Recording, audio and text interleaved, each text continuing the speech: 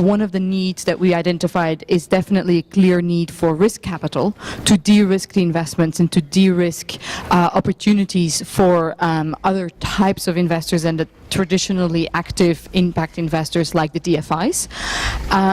The sources of capital that are key are obviously those DFIs, the public sector and the role of the public sector, as well as institutional investors. And we had a very long and interesting discussion around the role of institutional investors like pension funds and endowment funds. What are their challenges, and is this something that it's on top of everybody's mind, but it's a very long time frame, and it's not necessarily capital that is going to come in the next 6 to 12 months, basically. And therefore, the discussion shifted to other sources of capital that traditionally are not necessarily always on the agenda, like local capital. And what are the sources of local capital that we could and should be tapping into?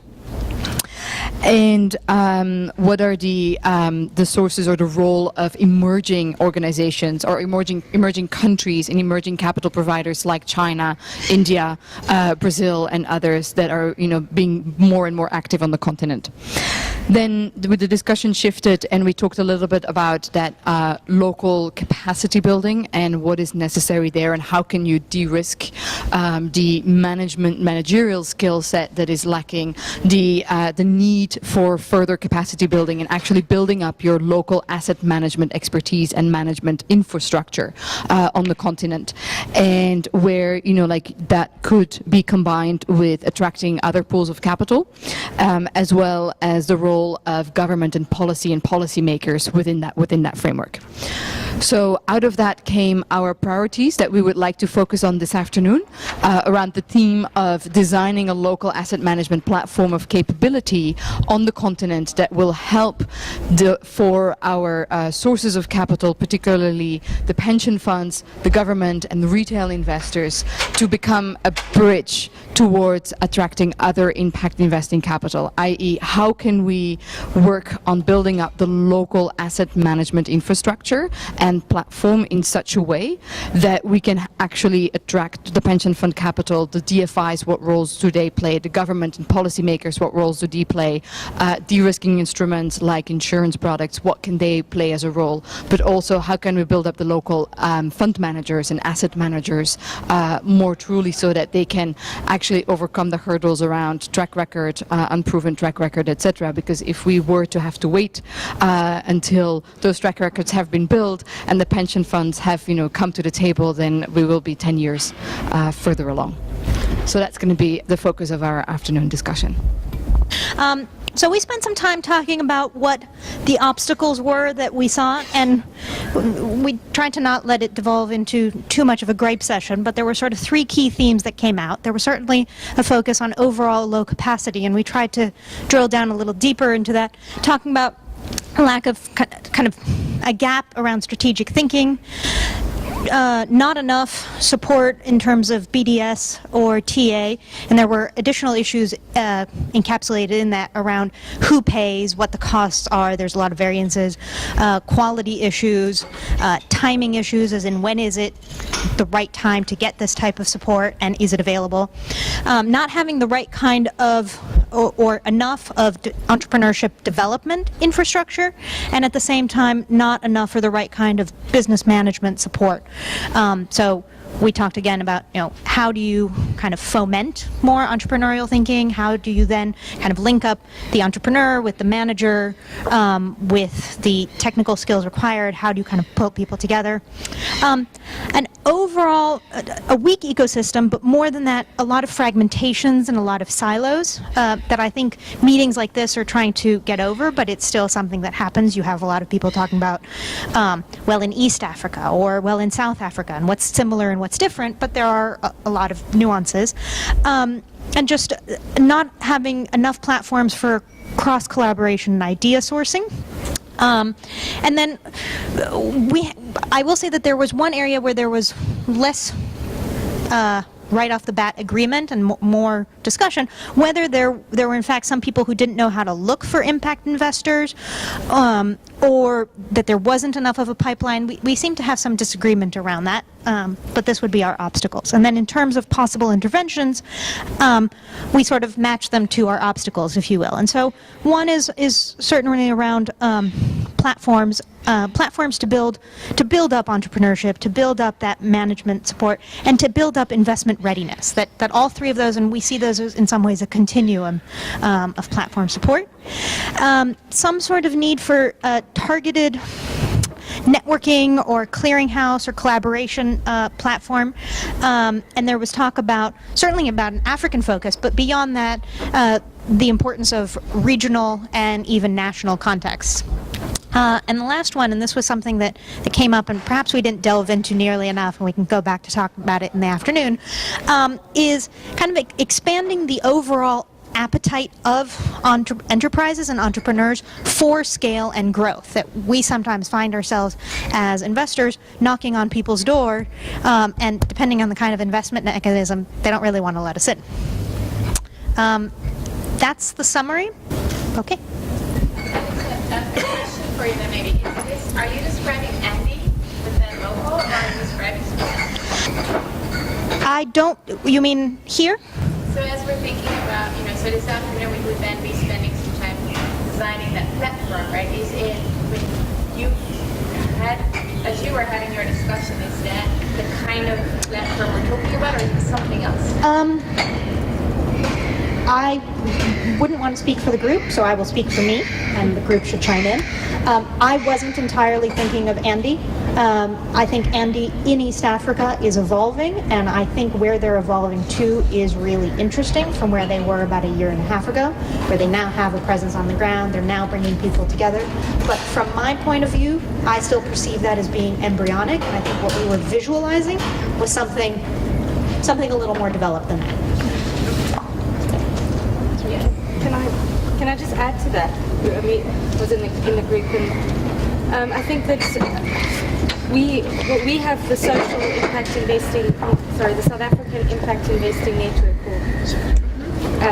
in South Africa, and I was kind of envisioning something similar where there are people in individual countries that are playing a role of bringing together the policy, people that affect policy, the entrepreneurial opportunities, the fund managers, something that brings all of that together in each country, but then they all have a way of working to, of reaching out to other similar bodies across the continent. Okay, that's helpful.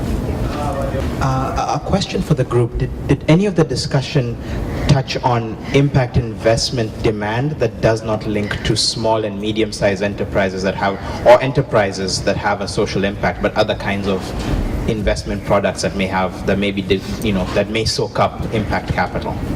That's not, to the best of my recollection, something that we talked about, but perhaps it's a task for us to take up in the afternoon, if the newly constituted group is interested. Highly anticipated. It feels like at a wedding. I have to make a joke about the bride.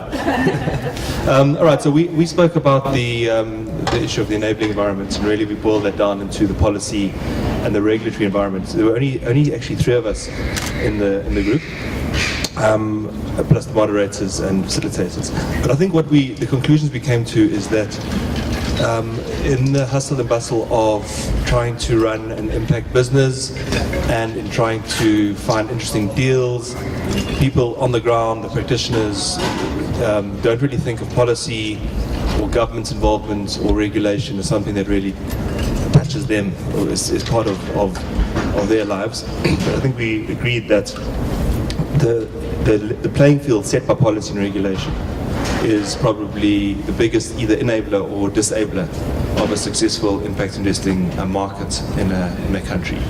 And that in any country, any of the support agencies that are looking to improve the infrastructure of the market in a country should start primarily with the policy and regulatory analysis to see are there blockages which prevent this impact investing market taking place.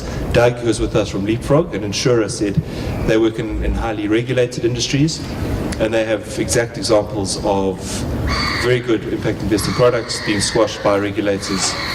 In fact, that's been the end of the road for that impact investing opportunity. Was there anything else that I missed, Wanjuru, that I think we should touch on? Amy? Okay, if I suck the air out of this room, then that just gives you a perspective on how policy is cross-cutting across all of the issues that we've discussed. We were actually shocked but not surprised that there were so few people in our room, because there is a lack of appreciation of how this underpins everything. And if you don't understand it, you miss out the benefits of what you could do if you could advocate as part of an industry body or another type of institution to actually improve the environment for impact investing, whether you're on the demand side or on the supply side of it. So what we're proposing is that for the afternoon session, that policy becomes something that is part of the conversations that happen. I think I already saw that happening here, but I think we'd like to see a lot more of it. Again, just to keep that mindset so that you're not forgetting that there is a framework that you're operating from, and it's called policy, and you just to have that perspective and understanding that will inform the conversations that you have. So policy is everything. So anyone who knows me knows that impact measurement is one of my least favorite topics. And it seems that from the conversation in the room that was a general consensus.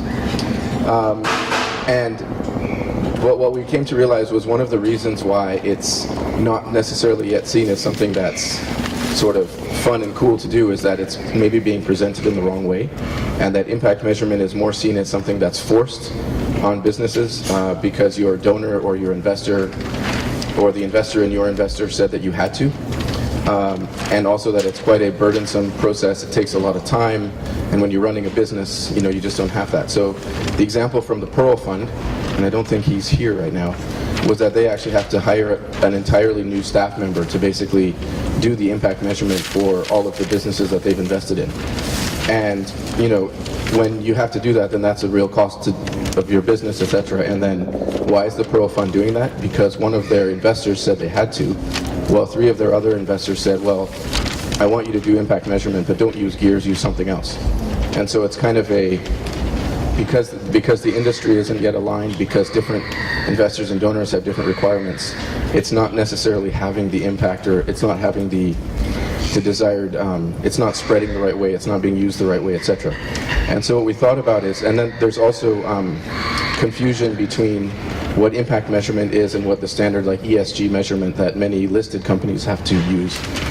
And that creates confusion, and so that's another layer of problem for something like gears to become a standardized tool used across multiple sectors. So what we suggested is that we need to turn it around and not make it that you only do it because you have to, but make you do it because you want to compete and show to others that you are a socially impactful business. So what we suggested is, do something like the 500 or 50 most socially impactful businesses in Africa. And instead of people having to do the measurement because their investor says they have to, they're doing it because they want to get on this list and they want to be promoted and they want to be known from that perspective as a way to attract additional capital from the right kinds of investors. So you could build something around that with a lot of media, a lot of attention around it to kind of change the way impact measurement is seen, rather than as an audit, but as something really cool and positive, etc., that actually gives you a business edge over others. And then through that, you could also find a way to make it more mainstream. The problem is it's still seen as something that's just very niche for a very small segment of businesses, rather than something that any business in the world should actually be able to use to measure. And outside of the impact investing space, there are conversations in global business communities all around the world about how you actually measure the social impact of your business, regardless of whether it's an impact investment or not. And I think we need to try and tap into that movement more broadly and introduce this as the way you measure that. Because businesses around the world are trying to figure this out, so we can actually say this is the tool to use for that, rather than this is the tool to use for this little niche type of investing called impact investing. So we need to find a way to kind of blow it up, make it sound more exciting, and put it into something that the whole business community, the global business community, can use. Okay, so any general reactions to the four breakout report outs? Any surprises? Max Pishlik again. I think what I'm feeling and sensing this, maybe it comes across in the feedback now, when a lot of the foundations and managers start talking about I don't know, impact investment. Definition relevant for Africa is, I mean, you know, if you're in the circle right now, you understand there's intentionality around impact and the need to measure it. So I mean, firstly, we all is there consensus around that? And maybe that's what differentiates us from that. So if there's consensus at that level that we are measuring non-financial metrics, and maybe non-financial metrics above job creation, you know, is there even consensus? And it sounds like there isn't yet.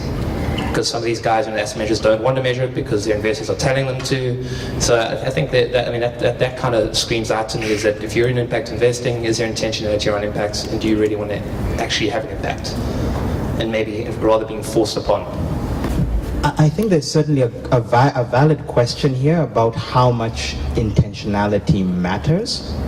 And there's probably a continuum that says, on one axis, you can actually almost draw two axes. There's one that says how you do your business, how you manage your operations, and so on.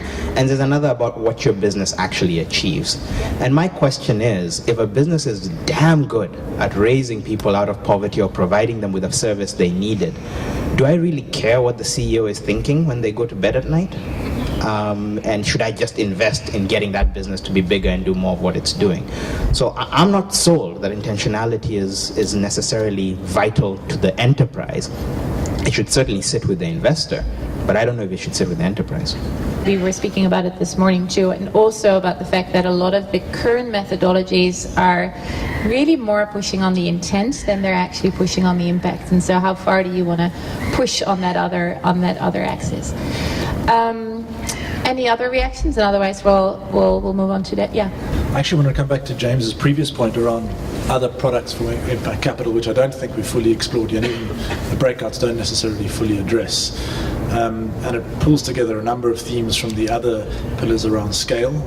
I mean, often if we're just looking at enterprises and looking for, you know, the early stage enterprises or kind of middle stage enterprises versus a product developed by a large company which is focused on impact, you know, we're immediately talking about scale that can be rolled out tomorrow. So I think we've kind of had a bit of a blinder, or certainly in my mind, and in the conversations I've had today, I haven't really opened up that conversation. So I'm just pleased that James brought it up, but we didn't have a chance to explore it a bit more and keep in our minds, even as we talk about these other issues around whether it be scale, whether it be policy, whether it be structured products for impact capital. So I just wanted to actually emphasize your point, James. Thanks. I think it's an observation from my part, because I come from the pension fund industry, and an observation is that I'm surprised that this conversation has really discussed SME and small companies and venture capital. I was expecting potentially a much scale was a non-negotiable issue, because if you look at the pension fund industry in Africa, we are such a large scale. If the industry can come through, scale would not be an issue, because we just bring a large amount. We're the elephant in the room. So having the stakeholders align themselves that a large asset base can be aligned with definition, so that it changes its way of thinking around, are these our partners? Can we impact? You know, the pension funds really represent the legs of Africa. They are the people that fund a lot of our enterprises, and that pension fund members want to have an impact in their society, in the environment they live in. And I just think it's really around an ecosystem, and all of us aligning ourselves that we should be working together in terms of impact. So I think it's a comment that we can have scale. We can have a large impact. We need to start having broader conversations with different stakeholders. And it's a comment about surprise of the conversation. And maybe to close that out and bring a few topics that I've heard coming out of our closing sessions together, maybe we can make impact measurement not just cool, but really sexy by using it to convince the pension funds that impact is something that can de-risk opportunities on the continent and therefore draw in more capital. And so you no longer use it as a tool to expose proof that you can have impact, but you're actually putting it ex ante to make the value proposition to institutional investors like pension funds that this is something that they would want to be part of and that they would need to be part of. And that's the value proposition that our industry can actually bring to the table.